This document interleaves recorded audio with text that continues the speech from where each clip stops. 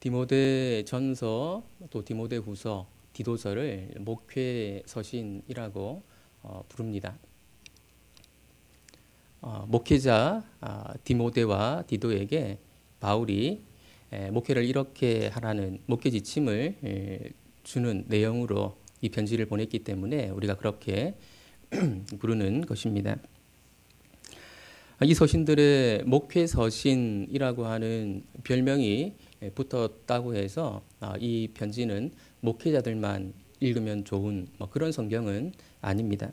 성경 66권은 모두가 다 하나님의 백성들, 성도들에게 주어진 것이고 하나님의 사람으로 온전하게 만들기 위해서 주어진 책이기 때문에 그렇습니다.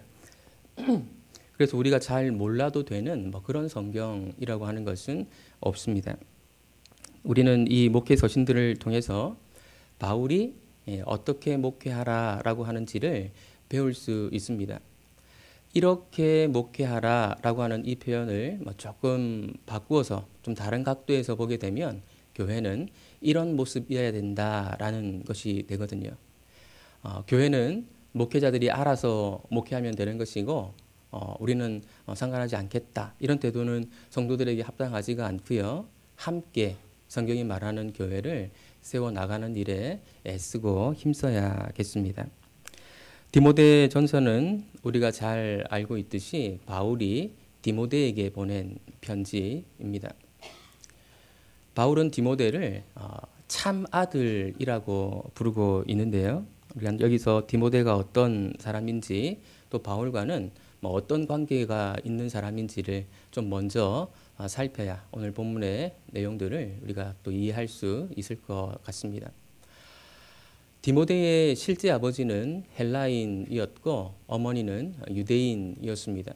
그러니까 디모데는 오늘 우리 시대 말로 하자면 다문화 가정 출신이라고 말할 수 있습니다. 그는 어머니에게서 믿음을 전수받은 것 같고요. 그리고 형제 가운데에서 아주 신실한 제자라는 칭찬을 들을 정도로 믿음 생활을 반듯하게 잘했던 인물이었습니다. 바울이 2차 선교 여행 중에 루스드라라는 곳에 들렀다가 디모데를 자신의 동역자로 삼게 됩니다. 바울이 선교 여행을 하는 동행자로 아무나 세우지 않는데 이 디모데를 자신의 동역자로 세운 것을 보면 디모데의 자질을 매우 훌륭하게 판단했던 것으로 생각이 됩니다. 사도행전 15장 마지막 단락을 보면 우리를 충격에 빠뜨리는 이야기가 등장을 하는데요. 그 이야기가 무엇인가 하면 바울과 바나바가 심하게 다투는 그런 이야기입니다. 그들이 다투었던 이유는 2차 선교 여행을 가는데 마가를 데리고 갈 것인가 아니면 데리고 가지 말 것인가 하는 어떻게 보면 사소한 문제 때문이었습니다. 바나바는 자신의 조카이기도 한 마가를 데리고 가기를 원했고 바울은 그러지 않기를 원했습니다. 첫 번째 선교 여행 도중에 중도에서 돌아가 버린 마가가 이 선교 여행을 이번에도 끝까지 마칠 수 없다고 판단했는지 모르겠습니다.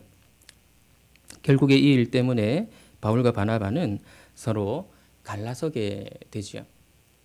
우리가 바울의 편에서 한번 좀 생각을 해보게 되면 바울은 누구보다도 선교 여행이 힘든다는 사실을 잘 알고 있는 사람입니다. 근데 바울이 볼 때에 마가는 선교 여행을 하기에 적합하지 않은 그런 사람으로 판단을 했고 디모데는 그것을 감당할 수 있는 사람이라고 판단을 했던 것이죠. 유대인이기도 하고 헬라인이기도 한 어쩌면 이중 국적 아니면 다문화 가정 출신이라고 하는 것이 선교에 좀 도움이 될 것이다라는 그런 판단만은 아니었을 것입니다. 그 믿음에 있어서 신실함 이것이 분명히 있다고 바울은 판단했던 것 같습니다. 바울은 선교 여행 도중에 디모데만 에베소 교회에 남겨두고 떠나야 했습니다. 어쩔 수 없는 그런 어려운 상황이 있었습니다. 그리고 이 편지 디모데 전서를 통해서 디모데가 에베소 교회에서 어떤 식으로 목회를 해야 되는지, 교회를 다스려야 되는지를 자세히 알려줍니다. 이 3절을 한번 같이 보겠습니다. 1장 3절입니다. 내가 마게도냐로 갈 때에 너를 권하여 에베소에 머물러 한 것은 어떤 사람들을 명하여 다른 교훈을 가르치지 말며. 바울이 디모데를 에베소 교회에 머물러 둔 것은 그에게 어떤 일을 맡기기 위해서였습니다. 그 일은 어떤 사람들을 명하여 다른 교훈을 가르치지 못하도록 다른 교훈을 가르치는 일을 맡게 하는 일이었습니다. 쉽게 말하면 디모데가 에베소 교회에서 해야 되는 일은 어떤 사람들과 부딪히는, 충돌하는 것이었습니다. 에베소 교회에는 어떤 문제가 있었던 것으로 보이고 그 문제는 가르치는 위치에 있는 어떤 사람들과 관련되어 있었던 것 같습니다. 사역을 할 때 가장 힘든 일 중 하나가 무엇인가 하면 다른 사람들과 부딪히는 것이거든요. 성도들과 부딪히는 것도 힘들지만 또 가르치는 위치에 있는 어떤 다른 리더와 부딪히는 것은 어쩌면 더 힘든 일이라고 말할 수 있을 것입니다. 특별히 이 일은 디모데에게는 더 어려운 일일 수 있었는데 그 이유는 그가 아직 젊은 사람이었기 때문이었습니다. 고대 세계일수록 지도력을 가진 사람이 어린 나이라고 하는 것은 치명적인 약점이 될 수 있었습니다. 그래서 나중에 바울은 내 연소함을 업신여기지 못하게 하라는 그런 권면을 디모데에게 개인적으로 주기도 하는 것이죠. 거기다가 디모데가 부딪혀야 하는 사람들은 한두 사람이 아니었던 것 같고 어떤 부류의 사람들, 즉 그룹이었던 것 같습니다. 원래 이 일은 디모데가 해야 될 일이 아니고 바울 자신이, 사도로 부름받은 바울 자신이 감당했어야 되는 일인데 어떤 상황상 자신은 그 지역을 벗어나야 했기 때문에 디모데에게 이 일을 맡길 수밖에 없었던 것입니다. 어떻게 보면 바울이 참 매정해 보이기도 합니다. 참 아들이라고 부르는 디모데, 젊은 디모데에게 그 일은 너무나도 어려운 일인 것이 분명했기 때문이었습니다. 조금 기다렸다가 자신이 나중에 와서 이 일을 처리해도 괜찮지 않았을까 이렇게 생각할 수도 있는데 바울이 판단할 때에 이 일은 미루면 안 되는 일이라고 생각했기에 이 어려운 직무를 디모데에게 맡기고 있는 것입니다. 이 일이 그만큼 중요한, 바울이 판단하기에 너무너무 중요한 일이었기 때문에 그렇습니다. 다른 교훈이 교회에 가르쳐지도록 내버려 두게 되면 교회가 교회되지 못하기 때문에 그것을 누구보다도 바울이 잘 알고 있었기 때문에 그 일을 맡기 위해서 비록 어리지만 좀 위험한 상황이지만 디모데에게 그 일을 맡기고 있는 것입니다. 사실 디모데 전서는 크게 두 부분으로 나눌 수 있는데요. 전반부는 다른 교훈을 막는 것과 관련된 교훈이고 후반부는 바른 교훈이 무엇인가 그것을 가르치고 있습니다. 디모데전서 3장에 보면 우리가 잘 아는 장로와 집사의 자격 요건에 관한 그런 내용이 나옵니다. 장로와 집사의 자격 요건에 대해서 왜 바울이 언급하는가 하면 잘못된 가르침을 가르치는 사람들을 막는 방법으로 복수의 리더, 바른 가르침을 줄 수 있는 복수의 리더들을 세워서 함께 그 일을 하라는 것이거든요. 그래서 전반부에 3장까지 나오는 내용은 잘못된 가르침을 가르치는 사람들을 막는 일과 관련이 되어 있습니다. 그러니까 바울은 바른 교훈을 가르치는 것도 중요하지만 그에 못지않게 교회 안에서 잘못된 가르침이 가르쳐지는 것을 막는 것도 중요하다 이렇게 보고 있는 것이죠. 오늘 우리가 읽은 본문은 바로 앞단락 1장 전반부에 나오는 내용과는 조금 문맥상 직접 연관성이 없어 보입니다. 앞에서 바울은 디모데에게 편지를 해서 에베소 교회 안에서 다른 교훈을 가르치는 사람들을 막으라고 지시를 했는데 오늘 우리가 읽은 본문은 자신의 간증을 이야기하고 있기 때문입니다. 12절 말씀 같이 보겠습니다. 나를 능하게 하신 그리스도 예수 우리 주께 내가 감사함은 나를 충성되이 여겨 내게 직분을 맡기심이니.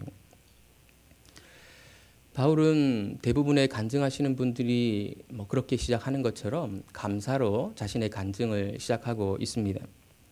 감사의 내용은 자신을 충성스럽게 여겨 직분을 맡기셨기 때문이다. 그렇게 이야기를 합니다. 아마도 여기서 직분이라고 하는 것은 이방인의 사도라는 직분을 의미하는 것으로 보입니다. 하나님께서 자신을 충성스럽게 여기셔서 이방인의 사도라고 하는 직분을 주신 것에 대해서 감사한다. 이렇게 시작을 하고 있는 것이죠. 근데 여기서 우리는 바울의 감사의 뉘앙스를 좀 잘 살필 필요가 있습니다. 바울의 감사는 자신에게 보통 사람들은 가질 수 없는 특별한 직분인 사도라고 하는 직분이 주어졌기 때문에 감사합니다. 그런 의도가 아닙니다. 그렇다면 바울이 감사하는 이유가 무엇입니까? 13절, 14절 같이 한번 큰 소리로 읽어보겠습니다. 내가 전에는 비방자요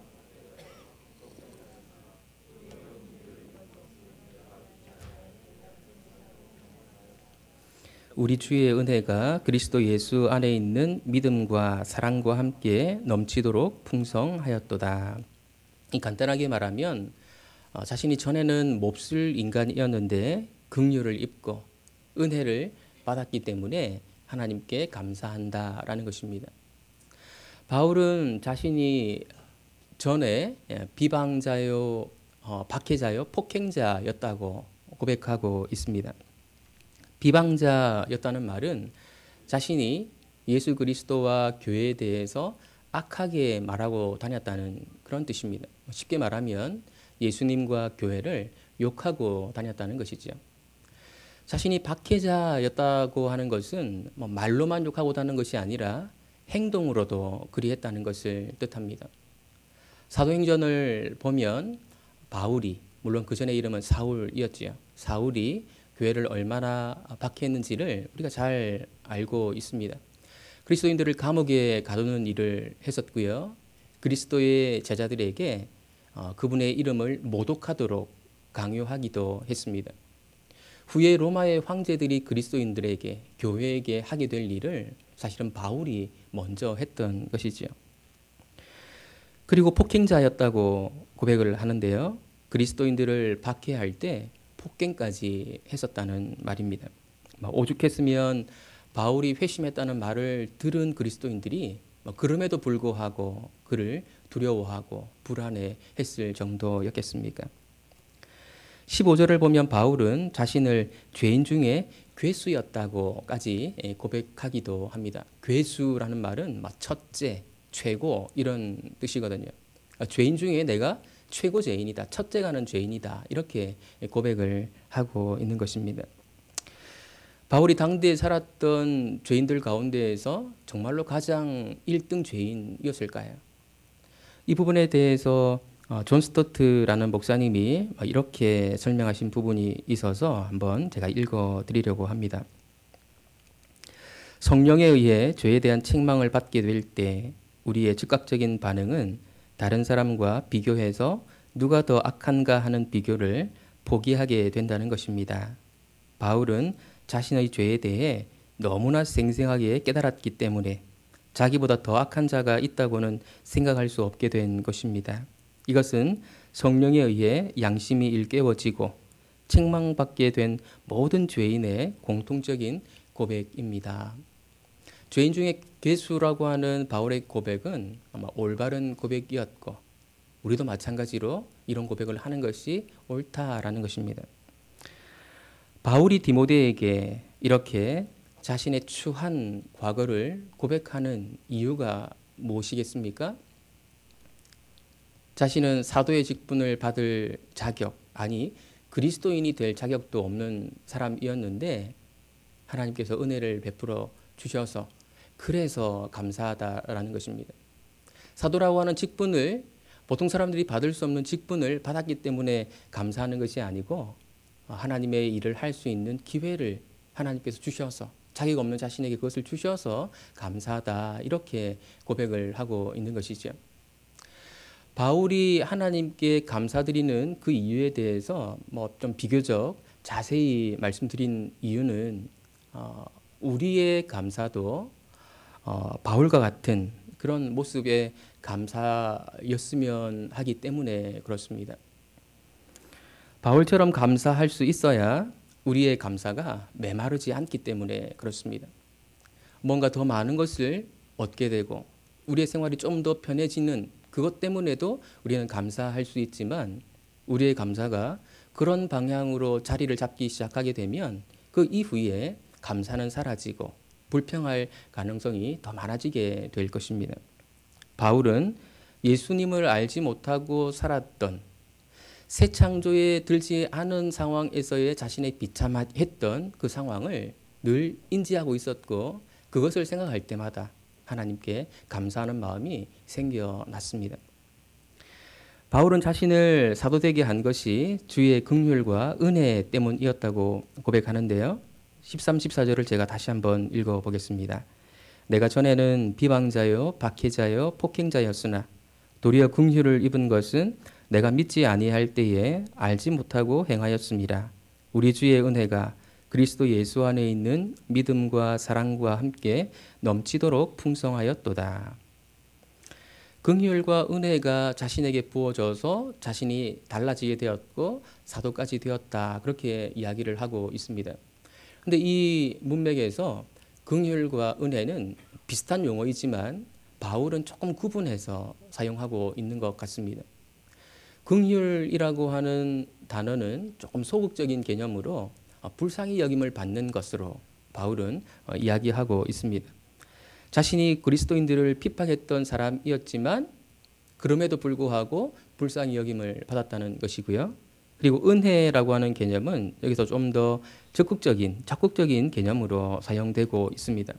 사람을 새로운 존재로 만드는 또 원동력 이런 개념이 이 은혜에 담겨 있습니다.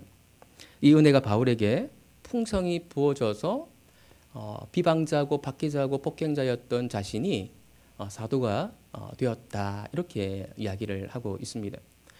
근데 하나님께서 자신에게 부어주신 긍휼과 은혜를 생각할 때에 예수님을 또 하나님을 찬송하지 않을 수 없었던 것 같습니다. 그래서 15절에 mit보다 모든 사람이 받을 만한 이 말이요 그리스도 예수께서 죄인을 구원하시려고 세상에 임하셨다 하였도다. 죄인 중에 내가 괴순이라. 긍휼과 은혜를 생각할 때마다 바울은 하나님을 찬송하지 않을 수 없었던 것 같습니다. 여기서부터 우리는 바울의 말에 더 집중해야 됩니다.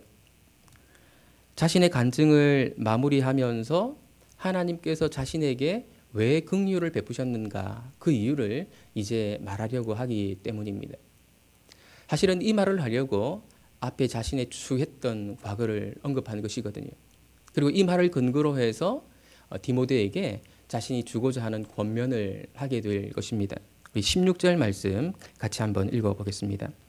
그러나 내가 긍휼을 입은 까닭은 예수 그리스도께서 내게 먼저 일체 오래 참으심을 보이사 후에 주를 믿어 영생 얻는 자들에게 본이 되게 하려 하심이라. 바울이 긍휼을 입어서 사도까지 된 것은 하나님께서 자신을 본보기로 삼고자 하셨기 때문이라는 것입니다. 무슨 본보기입니까? 예수님의 오래 참으심이 어떤 결과를 만들어낼 수 있는가 하는 본보기라는 것입니다. 예수님의 오래 참으심이 비방자요, 박해자요, 폭행자였던 바울을 하나님의 일을 감당하는 사도로 변화시킨 그런 본보기였다는 것이죠. 자신의 그 개인적인 간증을 말했던 바울이 이제 다시 디모데에게 권면을 하기 시작하는데요. 18절 말씀을 보면 아들 디모데야 내가 네게 이 교훈으로서 명하노니 전에 너를 지도한 예언을 따라 그것으로 선한 싸움을 싸우며 선한 싸움을 싸우라는 것 이것이 바울이 디모데에게 권면하는 핵심 요지라고 말할 수 있습니다. 선한 싸움을 싸우도록 하기 위해서 앞에 어떻게 보면 좀 구질하다고 말할 수 있는 자신의 간증을 이야기한 것입니다. 그리고 6장 12절에 가서는 믿음의 선한 싸움을 싸우라고 권면합니다. 동일한 의미를 갖고 있는데 조금 더 부연해서 말을 한 것 같습니다. 일반적으로 싸움이라고 하면 해서는 안 되는 것이죠. 그리스도인의 싸움, 이 표현은 좀 적절치 않은 것처럼 보입니다. 하지만 그리스도인이 해야 되는 싸움이 있는데 그것은 바로 이 믿음의 선한 싸움입니다. 믿음의 선한 싸움을 싸우고 있지 않다면 싸우는 쪽으로 방향을 전환해야 합니다. 우리는 여기서 두 가지 질문을 생각해 볼 수 있습니다. 지금까지 바울은 자신의 경험을 이야기해 왔는데 갑자기 왜 선한 싸움을 싸우라고 권면하는가 하는 것, 이것이 한 가지 질문이고요. 또 한 가지 질문은 도대체 선한 싸움을 싸운다고 하는 것은 무엇인가, 어떻게 싸우는 것인가 하는 그런 두 가지 질문입니다. 이것을 이해하기 위해서는 1장 앞부분에서 바울이 디모데에게 왜 이 편지를 썼는가, 이 편지의 목적과 동기를 다시 한번 살펴볼 필요가 있겠습니다. 바울은 디모데에게 다른 교훈을 가르치는 사람들과 부딪힐 것을, 싸울 것을 권면을 했었습니다. 일종의 싸움을 해야 한다는 것이지요. 그런데 어떻게 싸우라는 것입니까? 그들의 논리의 허점을 파고들어서 그것을 들추고 부끄럽게 만들고 하는 그런 싸움이 아니라는 것입니다.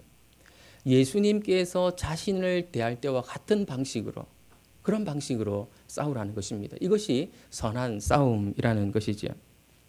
그래서 자신의 이야기를 길게 했던 것입니다. 자신이 원래는 몹쓸 인간이었는데 예수님이 자신을 위해서 선한 싸움을 싸우셔서 이런 모습이 되었다라는 것을 소개했던 것입니다. 예수님이 바울을 어떻게 대하셨습니까? 긍휼을 베푸셨습니다. 은혜를 풍성히 부어주셨습니다. 일체 오래 참으심을 보여주셨습니다. 그 결과 하나님의 일을 박해했던 사울이 하나님의 일을 감당하는 바울로 변화되는, 새 사람이 되는 그런 기적이 일어났던 것이죠. 선한 싸움이라고 하는 것은 바로 이런 것입니다. 디모데가 에베소 교회에서 다른 교훈을 가르치는 잘못된 어떤 사람들, 잘못된 리더들과 싸우는 방식은 바로 이런 모습이어야 한다는 것입니다.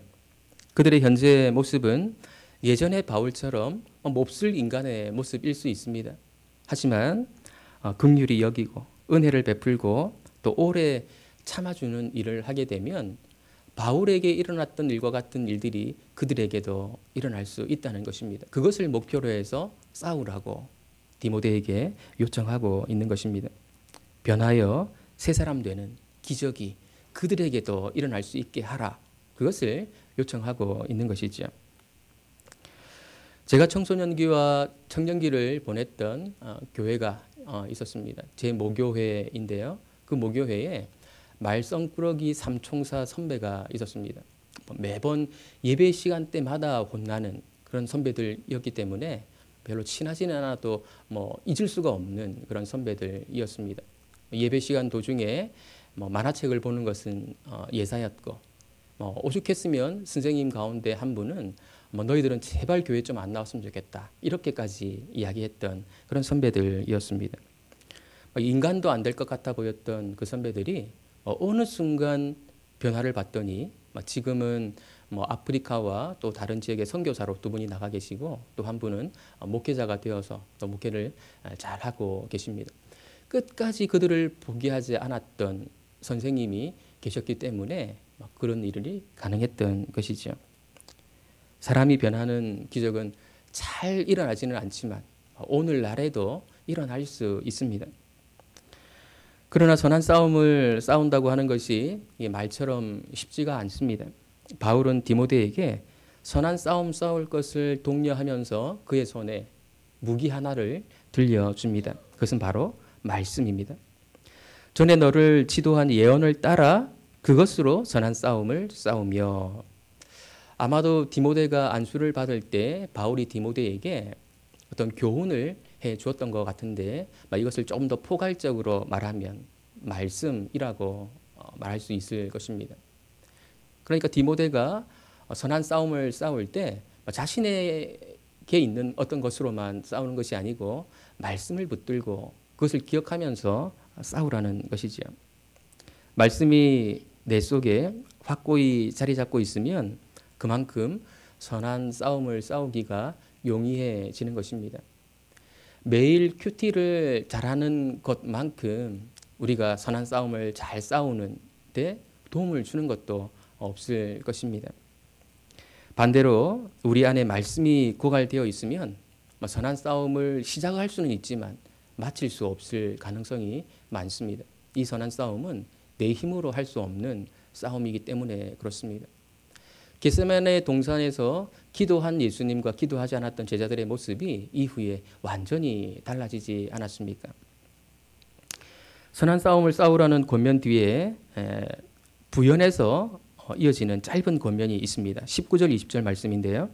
믿음과 착한 양심을 가지라. 어떤 이들은 이 양심을 버렸고 그 믿음에 관하여는 파선하였느니라. 그 가운데 후메네오와 알렉산더가 있으니 내가 사탄에게 내준 것은 그들로 훈계를 받아 신성을 모독하지 못하게 하려 함이라. 조금 어려운 내용입니다. 선한 싸움을 할 때 선한 싸움을 하는 사람이 늘 품고 있어야 될 것이 무엇인가 하면 믿음과 착한 양심이라는 것입니다. 선한 싸움의 대상이 되는 사람, 선한 싸움의 반대편에 있는 사람은 이 두 가지를 내팽개치는 그런 모습을 자신들의 특징으로 나타내기 때문입니다. 바울은 그 사람의 이름을 언급하고 있는데요. 후메네오와 알렉산더입니다. 바울은 이런 사람들을 사탄에게 내주었다고 말합니다. 출교했다는 뜻이죠. 교회에서 내보내는 것을 사탄에게 내줬다라고 말하는 것은 교회 밖의 세상은 사탄의 영향력 아래에 있다. 이런 유대인들의 시각이 이 표현 속에 담겨 있는 것 같습니다. 여기서 좀 어려운 문제는 후메네오와 알렉산더가 앞단락에서 언급되었던 문제의 사람들, 문제의 그룹의 사람들 가운데에서 두 사람이라면 선한 싸움을 싸우라고 교훈했던 것과 출교시키라고 하는 이 교훈을 어떻게 조화시킬 수 있는가 하는 것입니다. 물론 이 두 사람은 문제의 그룹의 두 사람이 아닐 수도 있습니다. 정확히 우리가 그것을 알 수는 없습니다. 만약에 그렇다고 한다면 여기서 우린 두 가지 사실을 좀 부연해서 교훈을 받을 수 있을 것 같은데요. 선한 싸움을 싸운다고 하는 것이 무조건적인 용납만을 의미하는 것은 아니라는 것입니다. 믿음을 내팽개치고 착한 양심을 내버리는 사람에 대해서 무조건적으로 함께 두는 그것만이 선한 싸움은 아니고 어느 상황을 봐서 징계도 치리도 할 수 있다는 것이죠. 회복을 목적으로 하는 치리는 가능하다라는 점을 바울이 부연해서 언급하고 있는 것으로 생각이 됩니다. 만약에 이 두 사람이 그 그룹의 일원이라면 말입니다. 오늘 말씀을 정리하겠습니다. 그리스도인들은 선한 싸움을 싸우도록 부름받은 사람들입니다. 교회에는 선한 싸움이 일어나야 됩니다.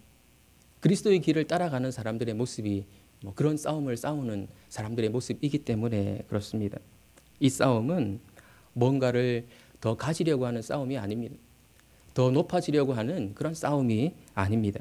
이 싸움은 긍휼히 여기고 끊임없이 은혜를 베풀고 일체 오래 참음을 보여주는 그런 싸움입니다.